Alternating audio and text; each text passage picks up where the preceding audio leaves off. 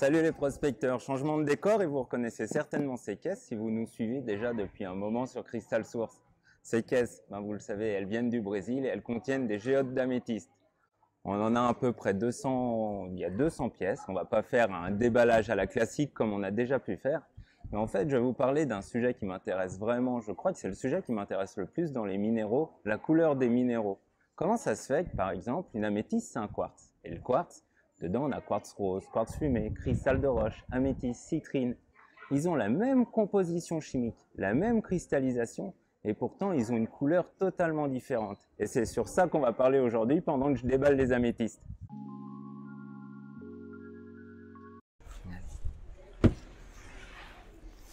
Donc quand on parle de quartz, on parle bien sûr d'un minéral bien précis, qui s'exprime avec un prisme à la base et une terminaison en rhomboèdre. On appelle ce système cristallin tétragonal, et une composition chimique bien précise, SiO2, de l'oxygène et du silicium, qui s'organisent en tétraèdres, qui une fois cumulés donneront le cristal de roche ou d'améthyste. Et ça va être dans ce tétraèdre de dioxyde de silicium que des impuretés vont se loger et venir un peu contrarier le quartz et surtout contrarier le spectre lumineux et donner donc la couleur au minéral.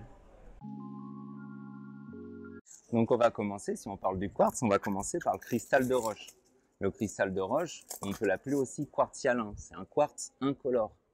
Donc lui, comme il est incolore, il n'a aucune impureté. Il n'y a rien qui va venir entraver la lumière, la gêner, et donc le spectre lumineux va pouvoir passer dans le cristal de roche et ressortir intact, ce qui fait que le cristal de roche est incolore.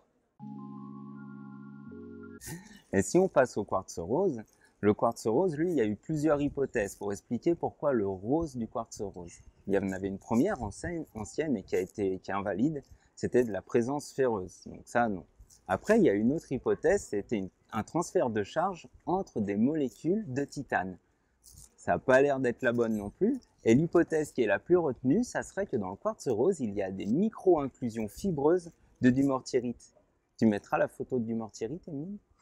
Voilà, vous l'avez là. Oula, je ne sais pas encore. On déballe celle-ci? J'aime vraiment sa forme, elle est vraiment cool.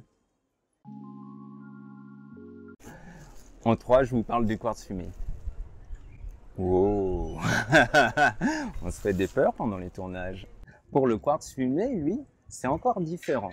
En fait, dans tous les quartz, il y a tout le temps des impuretés vraiment infimes qui changeront jamais leur composition chimique, tellement il y en a peu. Dans le quartz fumé, c'est de la présence d'aluminium, comme je vous dis, de manière infime. Et en plus, c'est que ce quartz a poussé dans une zone qui est radioactive. On parle de radioactivité naturelle, bien sûr. On ne parle pas de Tchernobyl non plus. Mais dans cette radioactivité naturelle, les atomes d'aluminium, en fait, plutôt les ions présents, vont être excités et bloquer le spectre lumineux. Ce qui fait que ne ressortira plus que le brun ou le fumé, d'où son nom, quartz fumé. J'enlève le petit plastique? Ouais, moi aussi, j'ai hâte de voir, ça fait tellement longtemps. Cet arrivage, ça a été le plus chaotique. Ça a mis 6 mois pour arriver, quand d'habitude, ça met 6 semaines. Mais quand même, ça vaut le coup, quoi. Trop beau.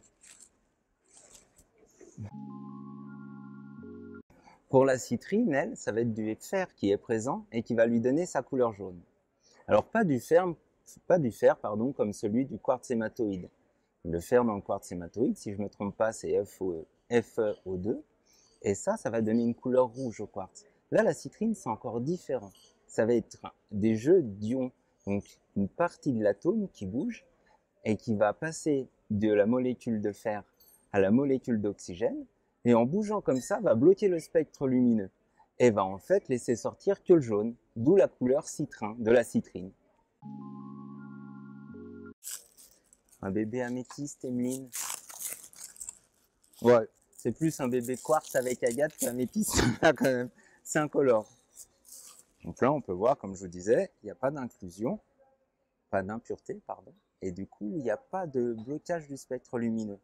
Et la couleur ressort telle quelle, et ça paraît incolore. Mais la transition est top pour vous dire pourquoi maintenant le violet de l'améthyste.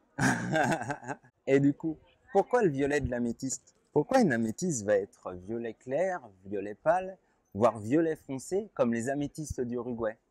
Là encore, c'est une histoire de transfert de charge, comme on parlait pour la citrine, mais aussi de ce qu'on appelle un centre de couleur.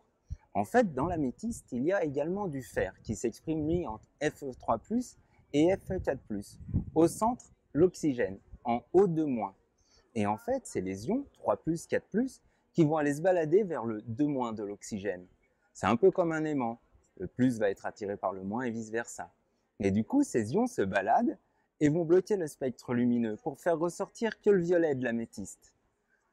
Voilà, c'est comme ça qu'on atteint ces couleurs qui sont vraiment top et qu'on aime dans ces géodes d'améthyste. Voilà les prospecteurs, vous savez maintenant les causes de la couleur dans les quartz. C'est un sujet qui me passionne vraiment énormément et que j'adore. Si vous voulez savoir plus sur la couleur des minéraux, n'hésitez pas à me le dire en commentaire. Je pourrais faire vraiment plein de vidéos sur ce sujet et qui est réellement passionnant. Pour le moment, on va continuer à déballer les améthystes. Il y en a encore plein, il y a beaucoup de caisses. Et je vous dis à bientôt pour une nouvelle vidéo. Salut!